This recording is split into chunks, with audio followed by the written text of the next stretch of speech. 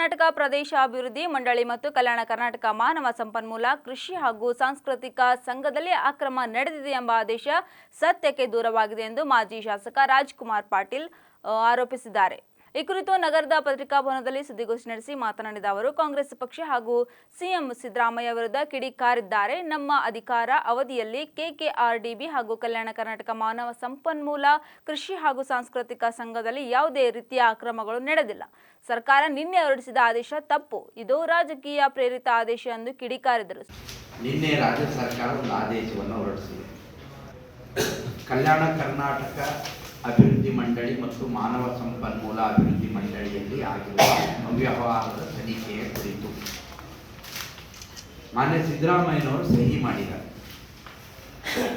ಮಾನ್ಯ ಸಿದ್ದರಾಮಯ್ಯನವರು ಆರ್ಥಿಕ ತಜ್ಞರು,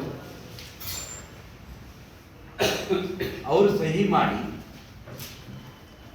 ಮಾನವ ಸಂಪನ್ಮೂಲ ಅಭಿವೃದ್ಧಿಯಲ್ಲಿ 1200 ಕೋಟಿ ರೂಪಾಯಿ ಅವ್ಯವಹಾರ ಆಗಿದೆ, ತನಿಖೆ ಆಗಬೇಕು ಅಂತ ಯಾರು ಸಹಿ ಮಾಡಿದ್ದಾರೆ?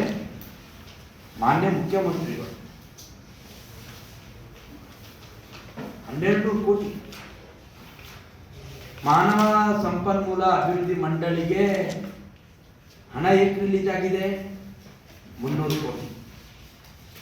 ಅವ್ಯವಹಾರ ಎಷ್ಟರದ್ದು? 1200 ಕೋಟಿ.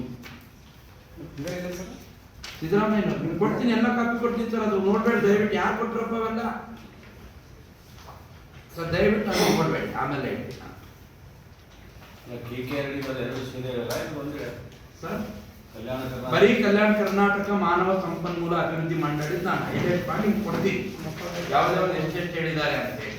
ನೀವು ನಂತರ ಕ್ವಶನ್ ಕೇಳ್ಬೋದು ದಯವಿಟ್ಟು. ನಾನು ಮಾಧ್ಯಮ ಸ್ನೇಹಿತರಲ್ಲಿ ನಮ್ಮ ಇದೆಲ್ಲ ಸ್ವಲ್ಪ ಅದು ಕೊಟ್ಟು ಕೂಡಲೇ ಪ್ರಾಬ್ಲಮ್ ಆಗ್ಬಿಡುತ್ತೆ. ನಾನು ಯಾಕೆ ಕೊಟ್ಟರು ಗೊತ್ತಿಲ್ಲ, ನಾನು ಆಮೇಲೆ ಕೊಡಕ್ಕಂತ ಹೇಳಿದೆ. ನಾನು ಸಹಿ ಮಾಡಿರೋ ನಾನು ತೋರಿಸ್ತೀನಿ. ಮಾನವ ಸಂಪನ್ಮೂಲ ಅಭಿವೃದ್ಧಿ ಮಂಡಳಿ ಅಧ್ಯಕ್ಷರು ಯಾರು ಇದ್ದವರು ಅಂತ ಕೇಳಿದ್ರೆ ಮಾನ್ಯ ಬಸವರಾಜ ಪಾಟೀಲ್ ಸೇಡಂ. ನಾನು ಕಾಂಗ್ರೆಸ್ಸಿನ ಎಲ್ಲ ನಾಯಕರಿಗೆ ಕೇಳ್ತೀನಿ, ಕಲಬುರಗಿ ಜಿಲ್ಲೆ ಕಲ್ಯಾಣ ಕರ್ನಾಟಕದ ಕಾಂಗ್ರೆಸ್ ನಾಯಕರಿಗೆ ನಾನು ಪ್ರಶ್ನೆ ಮಾಡ್ತೇನೆ. ಬಸವರಾಜ ಪಾಟೀಲ್ ಸೇಡಂ ಅವ್ರ ಬಗ್ಗೆ ಭ್ರಷ್ಟಾಚಾರದಲ್ಲಿ ಅವರು ಇನ್ವಾಲ್ವ್ ಆಗ್ತಾರಾ ಅನ್ನೋದ್ರ ಬಗ್ಗೆ ನೀವು ಮಾತಾಡಬೇಕು ಮೀಡಿಯಾದ ಮುಂದೆ ಬಂದು. ಕೇವಲ ಪತ್ರ ಕೊಟ್ಟು ಮುಖ್ಯಮಂತ್ರಿಗಳ ಕಡೆಯಿಂದ ಆದೇಶ ಮಾಡಿದ್ರೆ ಆಗುತ್ತಿಲ್ಲ. ಸುದ್ದಿಗೋಷ್ಠಿಯಲ್ಲಿ ಶಾಸಕ ಬಸವರಾಜ ಮತ್ತಿಮೂಡ್ ಬಿಜೆಪಿ ನಗರ ಅಧ್ಯಕ್ಷ ಸುದ್ದಿಗೋಷ್ಠಿಯಲ್ಲಿ ಶಾಸಕ ಬಸವರಾಜ ಮತ್ತಿಮೂಡ್ ಬಿಜೆಪಿ ನಗರಾಧ್ಯಕ್ಷ ಚಂದು ಪಾಟೀಲ್ ಸೇರಿದಂತೆ ಅನೇಕರು ಉಪಸ್ಥಿತರಿದ್ದರು.